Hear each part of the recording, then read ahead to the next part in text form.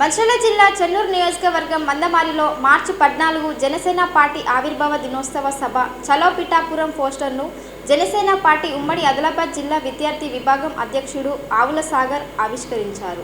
ఈ నెల మార్చి 14న జనసేన పార్టీ 12వ ఆవిర్భావ దినోత్సవం సందర్భంగా జనసేన పార్టీ అధ్యక్షులు ఆంధ్రప్రదేశ్ డిప్యూటీ సీఎం పవన్ కళ్యాణ్ ఈసారి విజయోత్సవంలో పిఠాపురంలో నిర్వహించే భారీ బహిరంగ సభకి ప్రతి ఒక్క జన సైనికుడు హాజరు కావాలని కోరారు.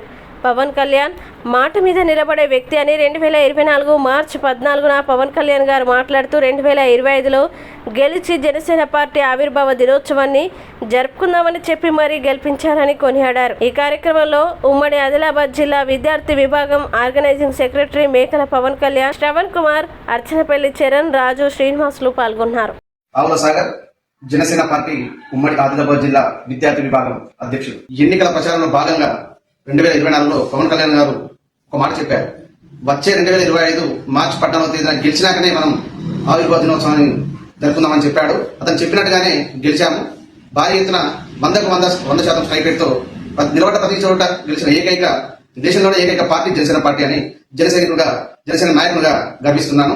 ఇలాంటి పార్టీని మరిన్ని రోజులు మరిన్ని సంవత్సరాలు కష్టపడి తెలంగాణ ప్రాంతంలో కూడా అధికారాన్ని చేపట్టే విధంగా పవన్ కళ్యాణ్ గారు తెలంగాణ రాష్ట్ర నాయకులు ముందుకు తీసుకెళ్లాలని పార్టీని జనసేన పార్టీ తెలంగాణని ముందుకు తీసుకెళ్లాలని మనస్ఫూర్తిగా కోరుకుంటూ ప్రతి ఒక్క జనసేన సైనికునికి ముందస్తుగా ఆవిర్భావ దినోత్సవ శుభాకాంక్షలు.